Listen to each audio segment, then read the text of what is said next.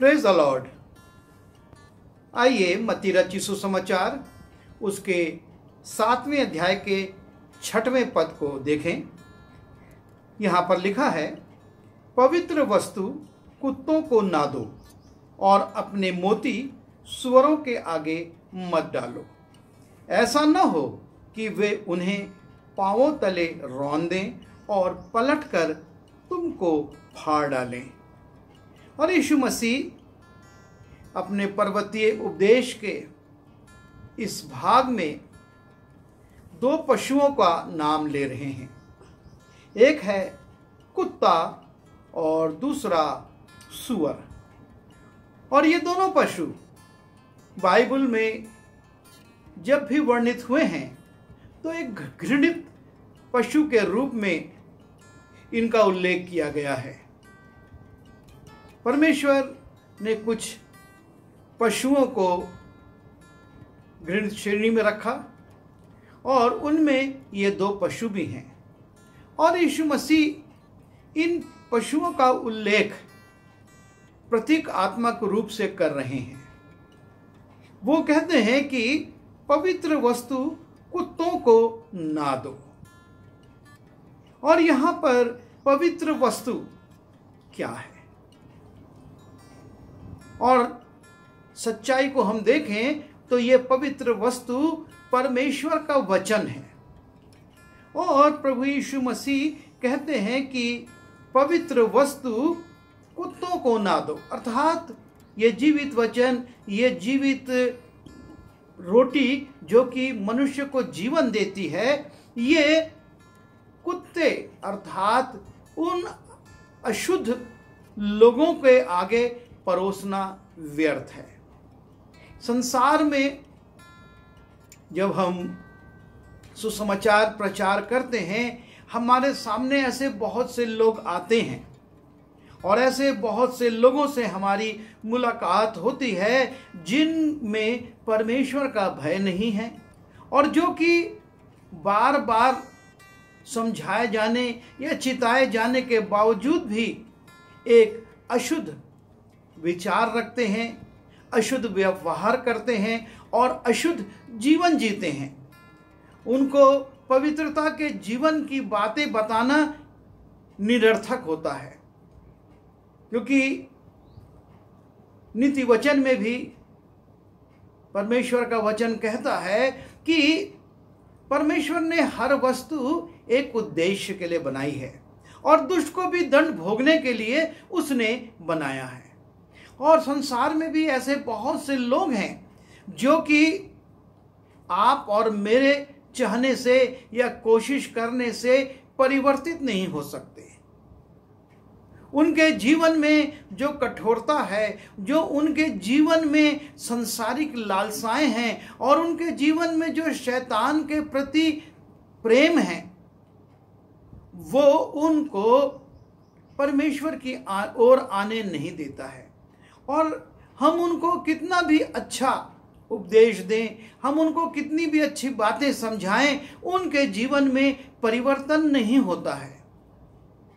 जब हम पहला यूहन्ना उसके 4 अध्याय के पहले पद को देखते हैं, वहां लिखा है कि आत्माओं को परखो। परमेश्वर ये चाहता है कि आप और मैं आत्माओं को परखें, अर्थात लोगों को परखें और उनको परखने के बाद ही हम उन तक परमेश्वर का वचन फैलाएं, उनको सुनाएं या उनको शिक्षा दें। क्योंकि यदि हम उनको बिना परखे, बिना जांचे उपदेश देने लगते हैं तो हो सकता है कि वो हम पर आक्रमण कर दे, अर्थात हमारे उस अच्छी इच्छा का वो विरोध करें और हमको विभिन्न मुकदमों में या विभिन्न बातों में फंसा दें। यीशु मसीह ने अपने शिष्यों से कहा था कि जब तुम किसी नगर में जाओ और उनको परमेश्वर का वचन सुनाओ और यदि वो विश्वास ना करें, वो मन ना फिराएं, तो तुम चौकों में उनके सड़क की धूल भी झाड़ देना और वहां से चले आना। अर्थात उनके रवैये को देखकर, उनके अर्पण को देखकर, उनके समर्पण को देखकर ही उसके अनुसार सुसमाचार प्रचार करना है। यदि हम बिना विचार करे, बिना परखे, बिना उनके व्यवहार को देखे प्रचार करते जाएंगे तो संकट में फंस सकते हैं। और यीशु मसीह इसको बड़ी स्पष्टता से कहता है कि ऐसा न हो कि वे उन्हें पांव तले रौंद दें और पलटकर तुमको फाड़ डालें। तुम क्या दे रहे हो? पवित्र वस्तु दे रहे हो, अपने मोती दे रहे हो, लेकिन वो क्या कर रहे हैं? पलटकर फाड़ने की कोशिश कर रहे हैं, क्योंकि ये उनका आचरण है, यह उनके जीवन का व्यवहार है और वो सच को या सत्य को सहन नहीं कर पाती। पवित्र वस्तु भी जब हम कुत्ते को देते हैं वो जमीन में उसी तरह से रौंद कर खाता है, अपने पैर से दबाकर और जमीन पर डालकर वो उसको लेता है। और यहाँ पर यीशु मसीह इसी बात को समझा रहे हैं कि पवित्र वस्तु कुत्तों को ना दो और अपने मोती सुअरों के आगे मत डालो। मोती भी जो है और वो भी परमेश्वर के वचन से उसकी तुलना की जाती है। ये बहुमूल्य वचन है। जिस प्रकार से मोती बहुमूल्य होता है उसी प्रकार से ये बहुमूल्य वचन है, लेकिन वो कहता है कि अपने मोती सुअरों के आगे मत डालो, जो कि सिर्फ गंदगी में अपने मुंह को डालता है, गंदगी में वो रहता है, गंदगी में वो लौटता है और उसको उसी में आनंद आता है। वचन कहता है कि सुअर को हम कितना भी नहला दें, साफ कर दें, लेकिन जैसे ही छोड़ेंगे वो जाकर कीचड़ में लौटने लगेगा। ये उसका स्वभाव है और इस स्वभाव को आप और मैं बदल नहीं सकते हैं। जैसा वचन में लिखा है कि ना तो तेंदुआ अपने शरीर के धब्बों को और ना हबशी अपनी खाल के रंग को बदल सकता है, वैसे ही ये लोग हैं, चाहे वो कुत्ते हों और चाहे वो सुअर। और यहाँ पर एक प्रतीक के रूप में मानवीय स्वभाव को प्रकट किया जा रहा है कि मानवीय जीवन में ये किस प्रकार के लोग हैं, और यदि हम उनके ऊपर परमेश्वर के वचन को बांट करके ये सोचते हैं कि वो पवित्र हो जाएंगे तो संभव नहीं है, क्योंकि उनका स्वभाव उसी रीति से है। लिखा है, जब हम नीति वचन उसके 9वें अध्याय के 7वें पद में जाते हैं, जो ठट्ठा करने वाले को शिक्षा देता है सो अपमानित होता है। नीति वचन का लेखक समझा रहा है कि शिक्षा किसको देनी है। जो ठट्ठा करने वाला है, और यदि हम उसको शिक्षा देकर सोचें कि वो सुधर जाएगा, वो बुद्धिमान हो जाएगा और वो सही मार्ग पर आ जाएगा, तो लिखा है जो ठट्ठा करने वाले को शिक्षा देता है और वो अपमानित होता है, और जो दुष्ट जन को डांटता है वो कलंकित होता है। कई बार बहुत से लोग डांटते हैं कि तुम ऐसा काम क्यों कर रहे हो, लेकिन वो व्यक्ति जो गलत काम कर रहा है उसी के ऊपर, जो उसको उस गलत काम को करने से रोक रहा है, उसके ऊपर आरोप लगा देता है, उसी को फंसाने की कोशिश करता है, उसी के ऊपर दंड लाने की कोशिश करता है, क्योंकि ये उसका स्वभाव है। लिखा है कि ठट्ठा करने वाले को जो शिक्षा देता सो अपमानित होता, और जो दुष्ट जन को डांटता है वो कलंकित होता है।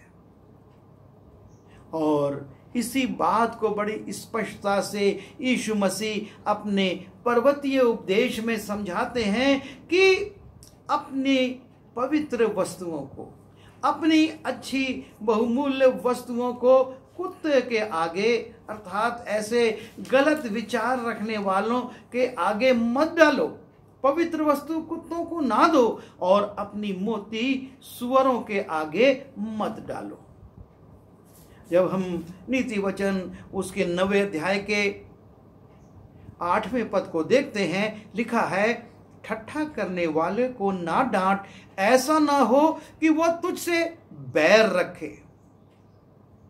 जब ठट्ठा करने वालों को सही मार्गदर्शन दिया जाता है, गलत बातों से करने से रोका जाता है, लिखा है ऐसा ना हो कि वो तुझसे बैर रखे। और यहां पर यीशु मसीह कहते हैं ऐसा ना हो कि वे उन्हें पांव तले रौंदे और पलटकर तुमको फाड़ डालें। आज ये बहुत हो रहा है। आज के युग में ये बात बहुत ज्यादा हो रही है कि अच्छी शिक्षा देने वाले दंडित किए जा रहे हैं। जैसा यहां लिखा है कि वो फाड़ डाले जा रहे हैं। अनावश्यक रूप से उनको परेशान किया जा रहा है, उन पर मुकदमे चलाए जा रहे हैं, उन पर झूठे आरोप और प्रत्यारोप लगाकर उनको फंसाया जा रहा है। नीति वचन उसके 15वें अध्याय के 12वें पद में लिखा है, ठट्ठा करने वाला डांटे जाने से प्रसन्न नहीं होता। ये जो ठट्ठा करने वाले हैं, ये जो अनुचित व्यवहार करने वाले हैं, ये इस बात से प्रसन्न नहीं होते, बल्कि इनके मन में एक क्रोध उत्पन्न होने लगता है, इनके मन में एक घृणा आने लगती है और वो ये कोशिश करते हैं कि कैसे हम इनको फंसा दें। जो अच्छी शिक्षा दे रहे हैं, अच्छी बातें बता रहे हैं, जीवन का मार्ग सिखा रहे हैं, अनंत जीवन की बातें बता रहे हैं, उनके लिए लिखा है कि दुष्ट जन भी सीधी चाल चलने वालों से घृणा करता है। जब हम नीति वचन उसके 29वें अध्याय के 27वें पद की दूसरी लाइन को देखते हैं, वहां लिखा है कि दुष्ट जन भी सीधी चाल चलने वालों से घृणा करता है और हत्यारे लोग खरे पुरुष से बैर रखते हैं। ये हत्यारे लोग, जब हम इसी नीति वचन 29वें अध्याय के 10वें पद की पहली लाइन को देखते हैं, लिखा है हत्यारे लोग खरे पुरुष से बैर रखते हैं। क्यों बैर रखते हैं? क्योंकि खरा पुरुष उस हत्यारे को टोकता है, उसको समझाता है और उस पर प्रकट करता है कि तू जो कर रहा है वो उचित नहीं है। और इसलिए ये हत्यारे लोग, ये दुष्ट लोग, ये गलत काम करने वाले लोग उनसे बैर रखते हैं। जो उचित काम करते हैं, जो उनको सही मार्गदर्शन देते हैं, जो ये चिताते हैं कि तुम जिस मार्ग पर जा रहे हो वो गलत है, और तब वो उससे बैर रखते हैं। हम जब परमेश्वर के वचन को देखते हैं और वहां पाते हैं कि किस प्रकार से लोग अच्छी बातों का निषेध करते हैं, यहां तक कि ये जो दुष्ट होते हैं उनके विषय में नीति वचन उसके 19वें अध्याय के 3 पद में लिखा है, मूढ़ता के कारण मनुष्य का मार्ग टेढ़ा होता है और वो मन ही मन यहोवा से चिढ़ने लगता है। ये मनुष्य आपकी और मेरी बातें तो छोड़िए, परमेश्वर से भी चिढ़ने लगते हैं, यहोवा से भी वो चिढ़ने लगते हैं। उनके मार्ग टेढ़े हैं और वो अपने उसी मार्ग पर चलना चाहते हैं। जिस प्रकार से यीशु मसीह ने इन पशुओं का उदाहरण दिया कि ये अपने जीवन में परिवर्तन को, शुद्धता को और अच्छाई को पसंद नहीं करते। कुत्ते के लिए नीति वचन में लिखा हुआ है उसके 26वें अध्याय के 11वें पद में कि जैसे कुत्ता अपनी उल्टी को स्वयं खा लेता है। एक गंदा कार्य उसके जीवन में होता है और लिखा है कि वो अपने उगले हुए को फिर खा लेता है। यह है स्वभाव कुत्ते का। और सुअरों का तो हम जानते हैं क्या स्वभाव होता है, किस प्रकार से उनको गंदगी पसंद होती है। वो उसमें लौटना, उसमें रहना, उसमें पड़े रहना पसंद करते हैं। वो उनके लिए आनंददायक जगह है। और आमोस अपनी पुस्तक के 5वें अध्याय के 10वें पद में लिखता है, जो सभा में उल्हाना देता है उससे वे बैर रखते हैं। जब सभा में या व्यक्तिगत जीवन में उनको उनके गलत बात के लिए उल्हाना दी जाती है, ऐसे स्वभाव वाले मनुष्यों को जब उल्हाना दी जाती है तो लिखा है कि वो सुधरने की जगह वे बैर रखते हैं और खरी बात बोलने वाले से घृणा करते हैं। और इसलिए यीशु मसीह ने कहा, ऐसा ना हो कि वे तुम्हारे पवित्र वस्तु को और तुम्हारे मोती को पांवों तले रौंदे और पलटकर तुमको फाड़ डालें।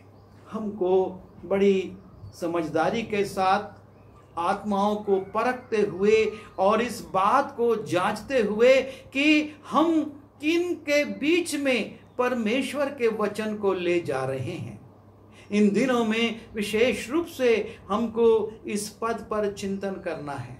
हमको इस बात पर ध्यान करना है कि हम पवित्र वस्तु कुत्तों को ना दें और अपने मोती सुअरों के आगे ना डालें। ऐसा ना हो कि वो पवित्र वचन, वो पवित्र शास्त्र रौंदा जाए, फाड़ दिया जाए, अपमान किया जाए और उसको देने वाले के ऊपर आक्रमण हो जाए, उसके को सजा मिल जाए, उसको विभिन्न प्रकार के कानूनी दांव पेचों में फंसा दिया जाए। जरूर से हमको वचन सुनाना है, हमको इस वचन को संसार में पहुंचाना है, लेकिन बड़ी बुद्धिमानी के साथ। जैसा यीशु मसीह ने कहा, कबूतर के समान भोले और सांप के समान तुम चालाक बनो। हमको सेवा में भी इस बात को स्मरण रखना है। सिर्फ उत्तेजना में आकर, जोश में आकर, उत्साह में आकर हमको कुछ भी ऐसा नहीं करना है जो हमारे लिए या समाज के लिए या दूसरे लोगों के लिए हानिप्रद हो जाए। हमको बड़ी सावधानी के साथ परमेश्वर के वचन को, उस पवित्र वस्तु को, उस मोती को लोगों के आगे परख कर परोसना है, ताकि उसका सम्मान हो और उसके द्वारा लोग जीवन में पलटकर परमेश्वर की ओर आएं, न कि परमेश्वर से भी घृणा करने लगे। प्रभु हमारी सहायता करे। आइए प्रार्थना करें। प्रभु जी, हम आपके जीवित वचन के लिए धन्यवाद देते हैं, आपके पर्वतीय संदेशों के लिए धन्यवाद देते हैं, और आपने जो चेतावनी दी है कि हम पवित्र वस्तु अर्थात आपका पवित्र वचन और यह बहुमूल्य मोती किन के आगे परोसे हैं। हम इस बात को ध्यान रखते हुए, आपसे मार्गदर्शन लेते हुए, आपकी इच्छा को जानते हुए इस कार्य को करें, ताकि आत्माओं को जीतें और आपके खत्ते में ला सकें। ऐसी तमाम दुष्टता की शक्तियों से और ऐसी तमाम गलत बातों से जो कि आपके लोगों को हानि पहुंचाना चाहती हैं, हमको बचा के रखिए। विनती यीशु के नाम से मांगता हूँ, आमीन।